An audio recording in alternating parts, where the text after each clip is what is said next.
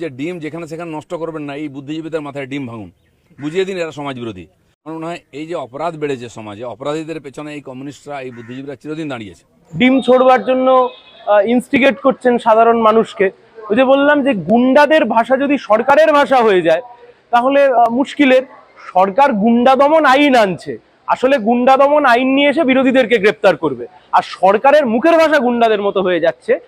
এ দুই কাম্য নয়। দেখুন, এইগুলো সব হচ্ছে আইন শাসন প্রতিষ্ঠিত না হওয়ার জন্যে। রাজ্য পুলিশ আছে, এখানে কলকাতা পুলিশ আছে, তাদের দায়িত্ব এগুলোকে দেখা। একটা কথা আমি বারবার বলি যে যারা পুলিশে চাকরি করেন তাদের যে সার্ভিস রেগুলেশন আছে, বা সরকারি চাকরি যারা করেন তাদের যে সার্ভিস রেগুলেশন আছে, সেখানে খুব স্পেসিফিক্যালি বলে দেওয়া আছে তারা কোনো ধর্ম, কোনো রাজনৈতিক দল এদের দ্বারা ইনফ্লুয়েন্স হতে পারে না। ফলে সিদ্ধান্ত নেওয়ার ক্ষেত্রে তাদেরকে নিরপেক্ষ হতে হবে। তাহলে একজন লোক সেই সংবিধানে শপথ নিয়েছে এমএলএ হিসেবে, তারপরে প্রতিদিন সংবিধান বিরোধী কথা বলে যাচ্ছে, আইন বিরোধী কথা বলে যাচ্ছে, তাহলে যেটা ফৌজদারি অপরাধের শামিল, তাহলে আপনি এই ফৌজদারি অপরাধ করার পরও দিলীপ ঘোষের বিরুদ্ধে যদি পদক্ষেপ নিতে না পাচ্ছেন, তার মানে হচ্ছে যে আপনি পলিটিক্যালি বায়াসড হচ্ছেন।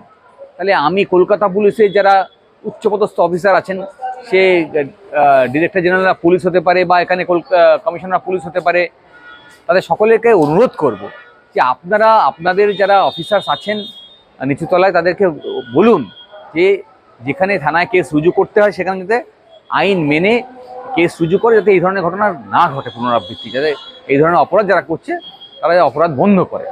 দেখুন, সরকারের ভাষা যদি গুন্ডাদের মতো হয়, সরকার যদি গুন্ডাদের ভাষাকে আয়ত্ত করে, তাহলে সেটা অত্যন্ত দুঃখের, সেটা কাম্য নয়। পশ্চিমবঙ্গের মানুষ অনেক প্রত্যাশার সাথে একটা নতুন সরকারকে ক্ষমতায় নিয়ে এসছেন। তৃণমূলের গুন্ডামিকে হোল স্কোয়ার করবার জন্য, তৃণমূলের গুন্ডামিকে বাড়ানোর জন্য বিজেপিকে ক্ষমতায় আনেনি রাজ্যের মানুষ।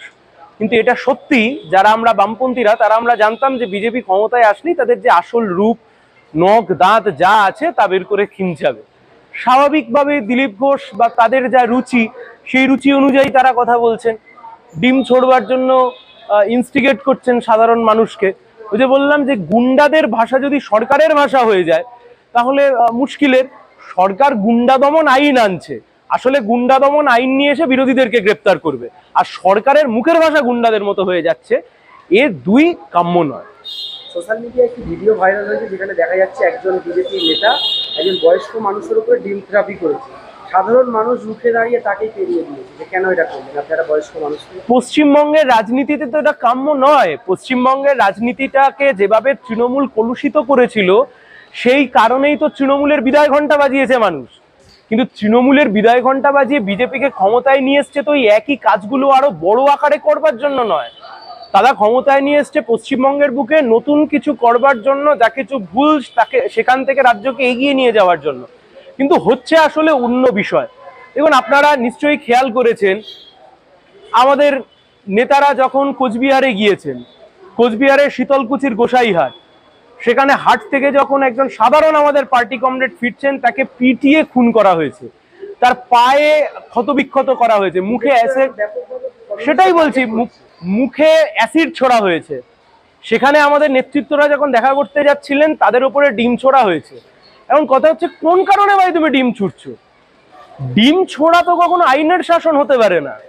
এই বিজেপি যখন বিরোধী ছিল তখন তো তারা আইনের শাসন প্রতিষ্ঠার জন্য বলতেন, রুল অফ ল। তাহলে রুল অফ ল তো কখনো রুল অফ এগ হতে পারে না। বিজেপি যদি রুল অফ এগ বানাতে চায় তাহলে অশ্বডিম্ব সরকার আসলে প্রমাণিত হবে। দেখুন, যা ইতিহাস হয়ে গেছে তা নিয়ে বেকার আলোচনা করে লাভ নেই। কেউ ভালো তৃণমূল, ভালো তৃণমূল খারাপ তৃণমূল বলে কিছু নেই।